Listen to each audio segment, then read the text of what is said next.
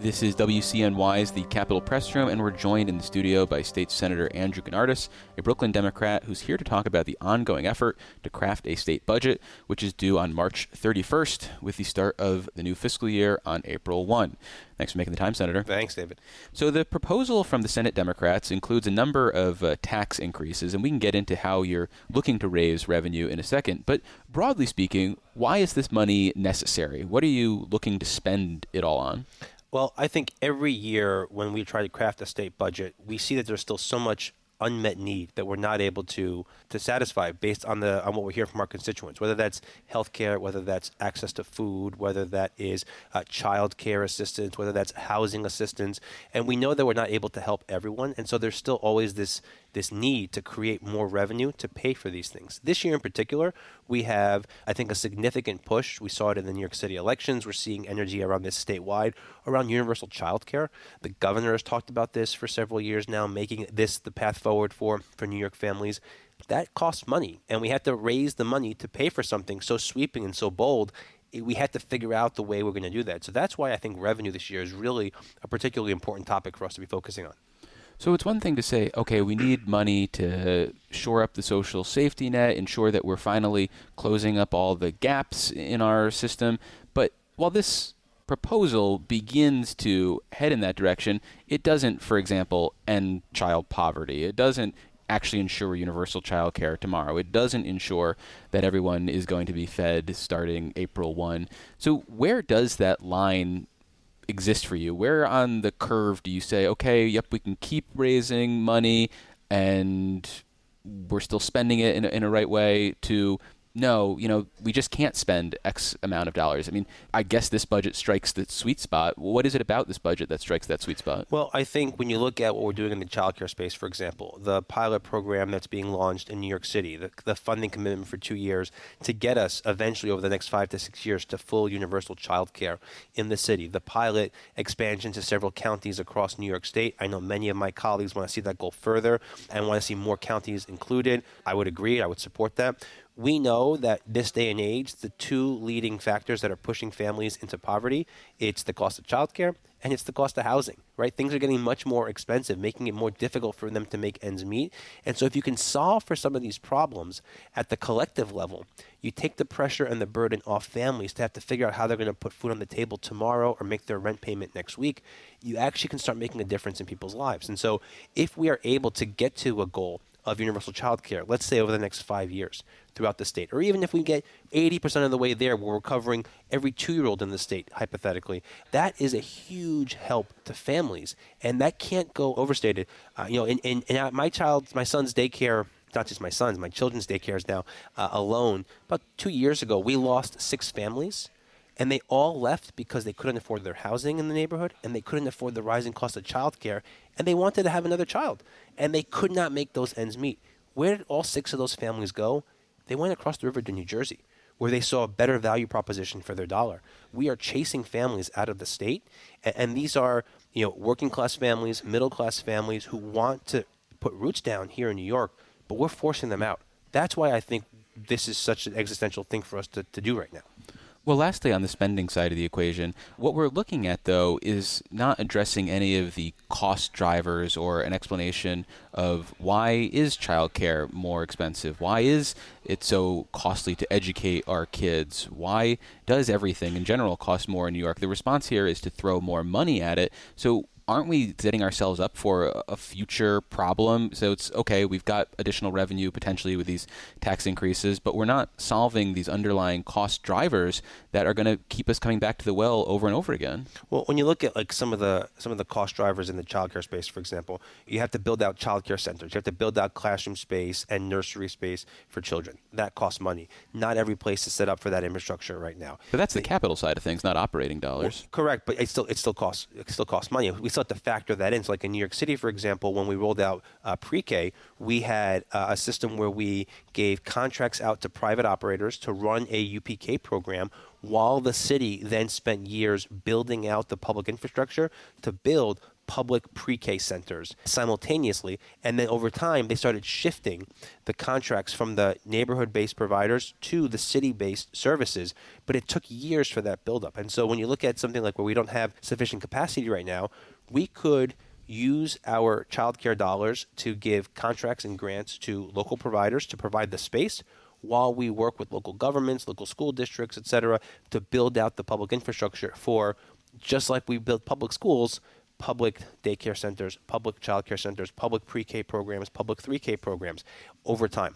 That takes money. The wages that we pay these providers has historically been very, very low. And that's one of the biggest challenges we face in the childcare space is that by the time you train an early childhood educator to be a daycare provider, to be a pre-K teacher, a 3K teacher, you train them and then they move on to a higher paying position somewhere else, and you have to constantly churn through that workforce. If you can pay these providers, what they need to do this job, that creates more stability, that allows us to find savings and efficiencies, so we're not constantly pouring money down the drain, retraining new employees, et cetera. So we can get to a place where I think this is more sustainable. And the question is this the right thing to do? And I would argue that in this day and age, we know that the benefits of early childhood education and early childhood care are so critical to a child's development and their formation.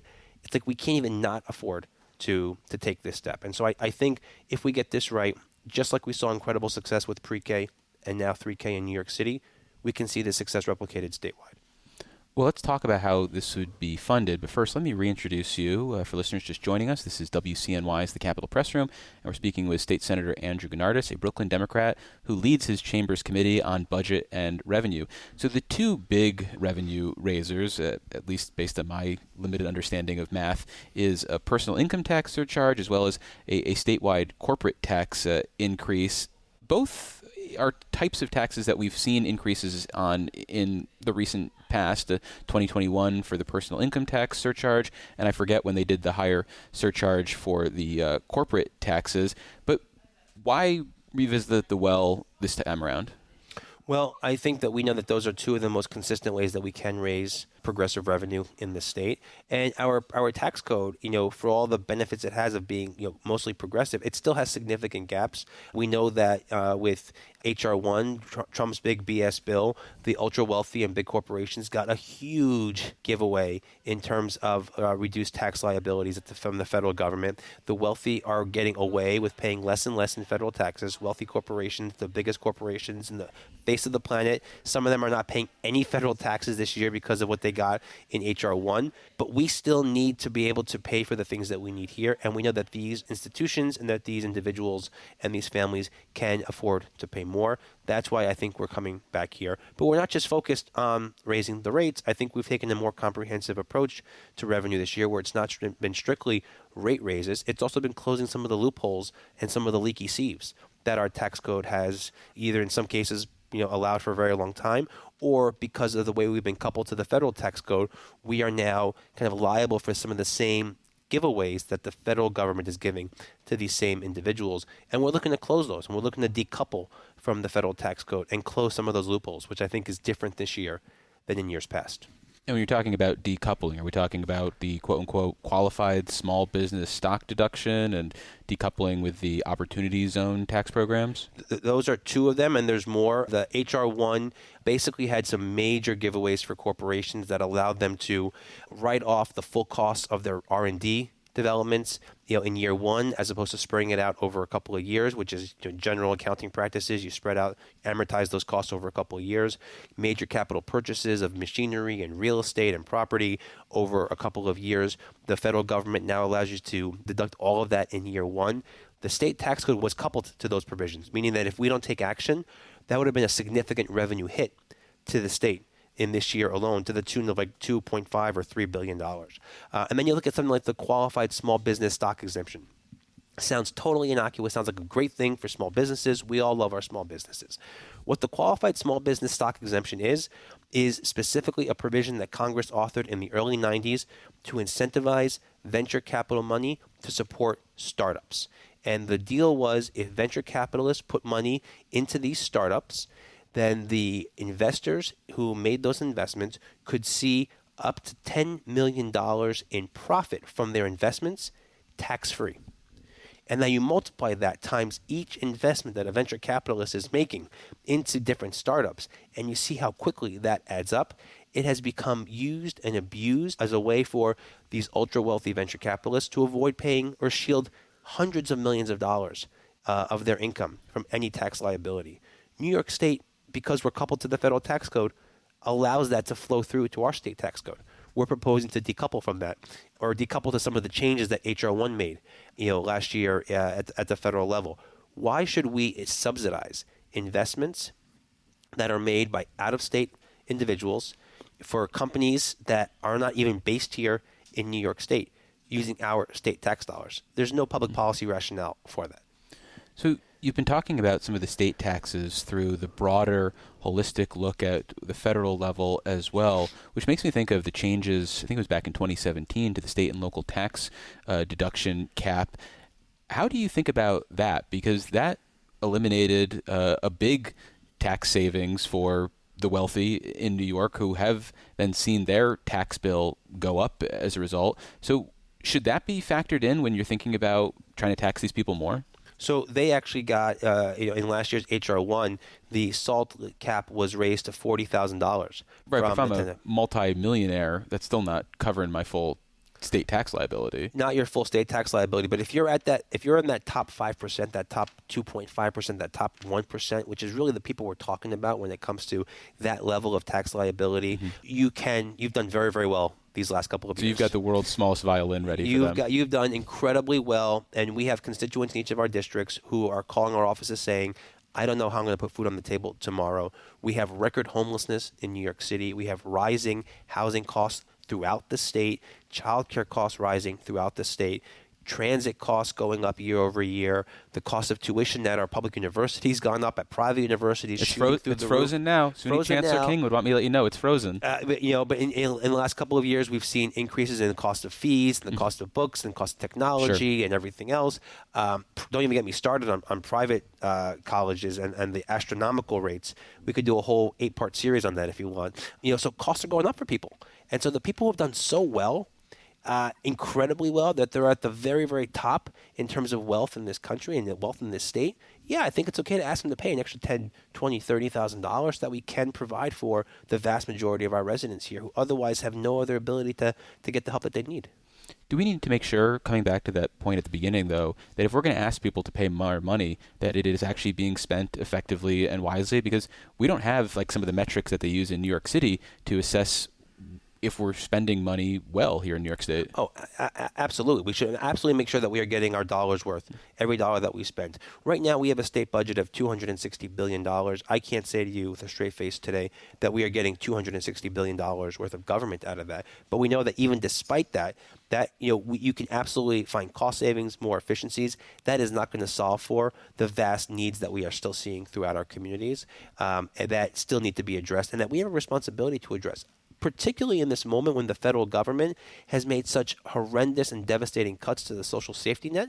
At the end of the day, I can't say to my constituents, I would love to help you with your health insurance, but it's not my problem. It's the federal government's problem. Where's the humanity in that? I think we have a responsibility to step up and make sure that people are not hurt by the actions of a very hostile federal government and are able to not only just barely survive, but to be able to thrive here. Like, we want New York to be a place where people can thrive. And right now, I think we're losing that ability.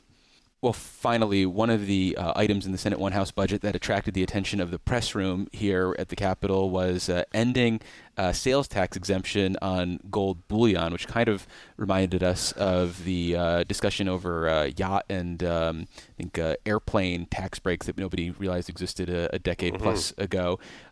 We were talking off air how this was your baby. Can you talk a little bit about this issue of sales tax exemptions on gold bullion over $1,000? Oh, yeah, this is a good one. When we found this in the tax code, we were just like, our eyes just popped out of our sockets. Like, we actually give a tax break and subsidize people who are buying gold bars in the state. Wild, right?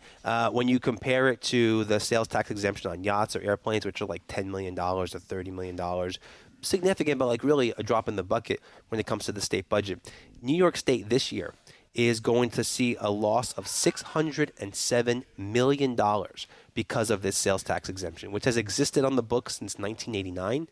So, fairly new as it relates to the sweep of tax policy, here in the state. And when they passed this in 1989, we found the legislative records and the legislative jacket. The Division of Budget said that this type of tax carve-out is exactly the example of what bad tax policy is, by creating special carve-outs for specialty niche purchases that have no public value whatsoever. And yet here we are 40 years later, realizing that this is now to perpetuate to the tune of $600 million. I don't know a single constituent in my district who's going out there and buying thousands of dollars or more than $1,000 of gold bars. And if you are buying gold bars, you should pay your taxes on those gold bars. How do I go back home and say to my constituents, I'm sorry we couldn't expand the school meal program, but don't worry, I saved your gold bar tax break for you? I mean, how do you do that with a straight face? Well, are you worried this is going to put out of business the people who have the signs that say, like, we buy gold? I'm not worried whatsoever. If you have the money to spend on buying $1,000 or more of gold bars, you can pay the 8.635% in New York City, which is what the sales tax rate is, on that purchase, or the 8.625% it is elsewhere. There's no reason not to. Well, we've been speaking with State Senator Andrew Gounardes. He's a Brooklyn Democrat who chairs his chamber's Committee on Budget and Revenue. Senator, thanks for visiting us. Thank you.